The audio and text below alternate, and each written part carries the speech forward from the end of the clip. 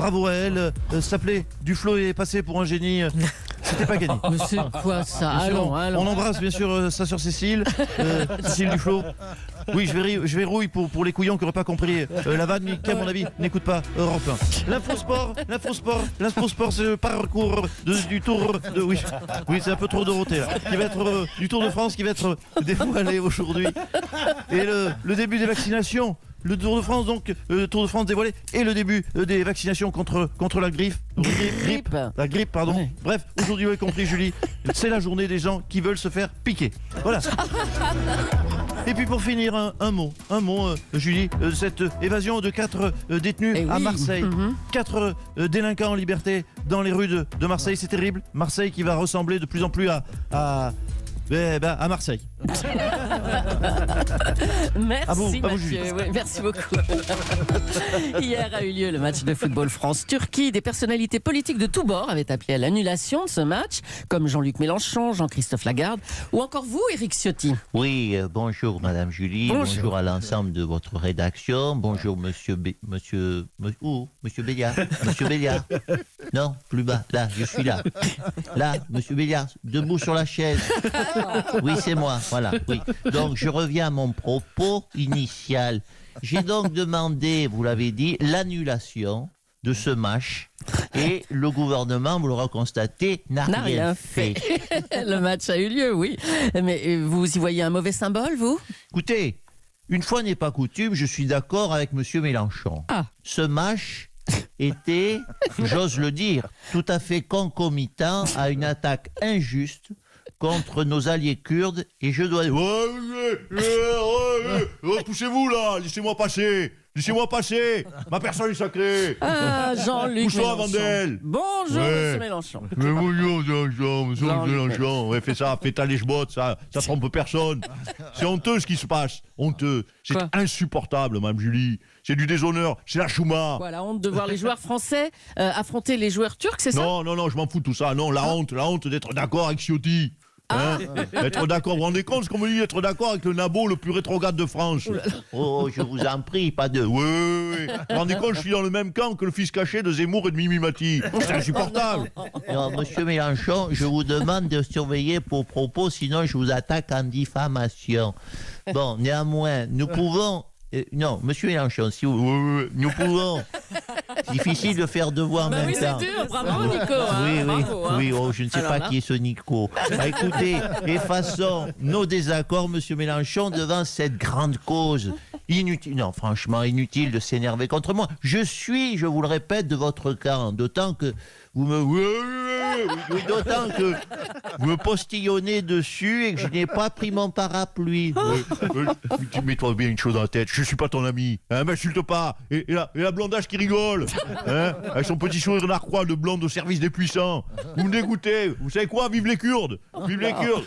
Oui, et moi je rajoute, vive les Kurdes concomitants. Ouais, toi ta gueule. Oh là, bon, on vous laisse. Hein. Merci à tous les deux. La France a décidé de suspendre toute livraison de matériel de guerre à la Turquie en représailles à l'offensive turque contre les Kurdes. On va accueillir tout de suite le président de la République. Bonjour, monsieur Macron. Oui, bonjour à toutes et à tous. Aux Françaises, aux Français, aux Kurdes et aux Kurdettes. Oui, je l'annonce de façon solennelle. La France ne livrera, m'entendez, aucune arme aux Turcs pour qu'ils s'en servent contre des innocents. Ils en achetaient beaucoup, des armes françaises, les Turcs. L'an dernier, on leur en a vendu pour 50 millions d'euros, je crois, Oui. quand même. Oui, c'est cela. Ce sont les chiffres. Bravo, Madame Leclerc. Hein, bien, hein. C'est beaucoup d'argent, 50 millions d'euros. Vous savez que 50 millions d'euros, on peut s'acheter une jambe de Neymar avec 50 millions d'euros, ou un bras de Monsieur Mbappé, ou un appartement, 50 millions d'euros, oui, un appartement de, attendez, quelques mètres carrés, oui, un appartement de 120 mètres carrés dans le centre de Paris. C'est une somme énorme, 50 millions d'euros. Ah ouais. Ne m'égotez pas, Madame Julie, de grâce. Nous frappons les Turcs au portefeuille. Eh bien, bravo pour cette ligne politique ferme. Voilà. Du coup, vous allez cesser aussi de Faut livrer savoir des être armes à courageux. l'Arabie Saoudite qui s'en sert contre des innocents au Yémen, non? Sur les 10 dernières années, on leur en a vendu pour 11 milliards 3 d'euros de matériel. Oui. De quoi vous diriez? Oui, mais écoutez, on pourrait, mais écoutez, 11 milliards et demi, bon, mais 50 millions, c'est déjà bien. On ne va pas perdre 11 milliards et demi de plus comme cela, pour frimer, pour montrer qu'on est mieux que les autres, c'est ça? Non, franchement, un peu d'humilité, Mme Julie. Vous voyez, sur ce coup-là, vous me décevez, Mme Leclerc. Oh, bah écoutez, j'en suis navré, ça alors. À bientôt, Monsieur le Président, bonne journée. Cédric Villani le dit et le répète dans les médias, il ira jusqu'au bout. Bonjour Cédric Villani. J'irai jusqu'au bout. J'irai où tu iras. J'irai au bout de mes rêves, où la raison s'achève. C'est pour cela que j'irai là-bas. On ne m'a pas laissé le choix jusqu'au bout. Oui, d'accord. Mais avec quel programme? Alors, le programme. On ne sait pas encore, bah, dis donc. mais ce n'est pas déjà un début de programme. Aller jusqu'au bout, c'est déjà un début de programme, vous en conviendrez. Alors, vous avez déclaré, maire de Paris, je bâtirai le Grand Paris dont les habitants ont besoin. Voilà, nous allons faire comme cela. Vous me dites ce dont vous avez besoin et je réaliserai ces besoins. C'est un beau programme, cela. Bah, dis donc. Oh, qu'est-ce que je l'aime, l'homme araignée. Il est tellement écolo qu'il a une langue de bois magnifique. Anne Hidalgo.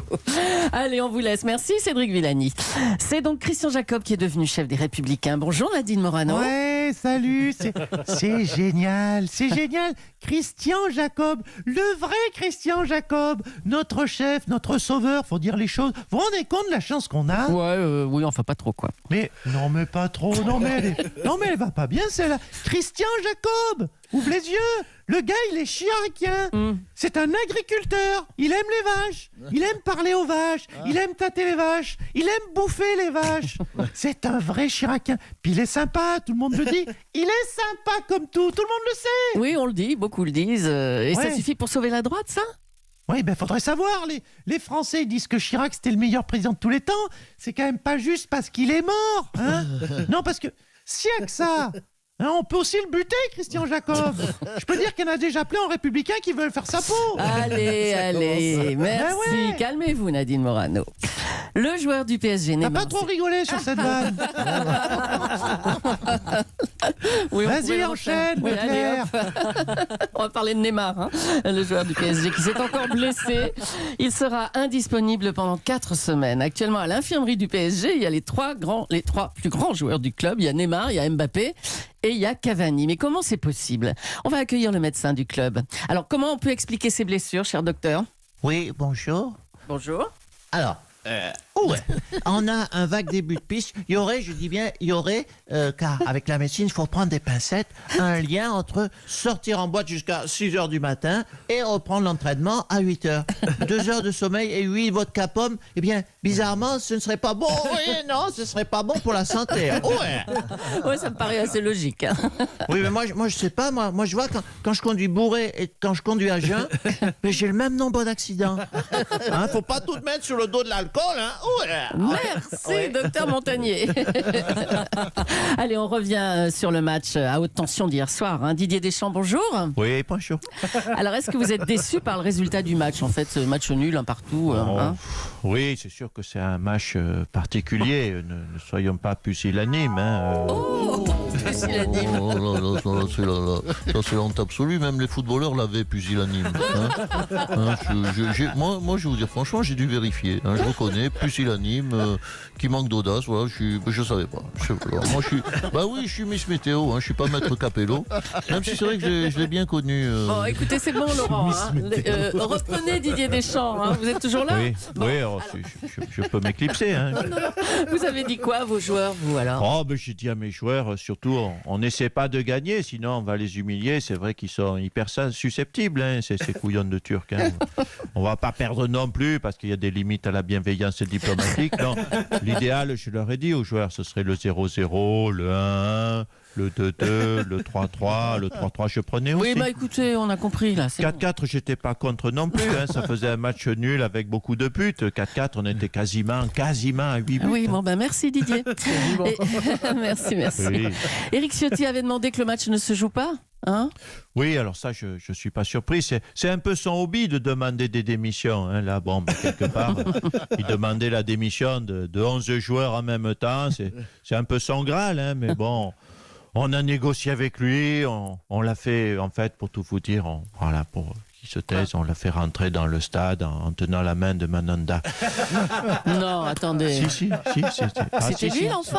L'enfant, c'était lui, oui. Ah, On lui a mis d'accord. une perruque, Oui. une tenue de poussin. Et les gens ont vu que du feu dans le stade. Hein. Donc, vous n'êtes pas surpris par la demande d'Éric Ciotti, Didier? Non, écoutez, Mme Julie, ne me poussez pas sur le terrain de l'attaque physique, c'est pas le chant de la maison, hein, même si on a fait toute l'émission là-dessus. Mais bon, on voit clairement que vu son physique de lanceur de fléchettes, Éric Ciotti entretient quelque part un rapport, conflictuel avec le monde du sport depuis toujours. Physique de lanceur de fléchettes, il sera content. Hein. Bravo Didier Deschamps, enfin non, Nicolas Canteloup, je vais y arriver. C'est le même. Bravo ses auteurs évidemment, Philippe Cavrivier, Laurent Vassilien, Arnaud Demange. Vous retrouvez la revue de presse sur Europe 1.fr. Merci beaucoup Julie.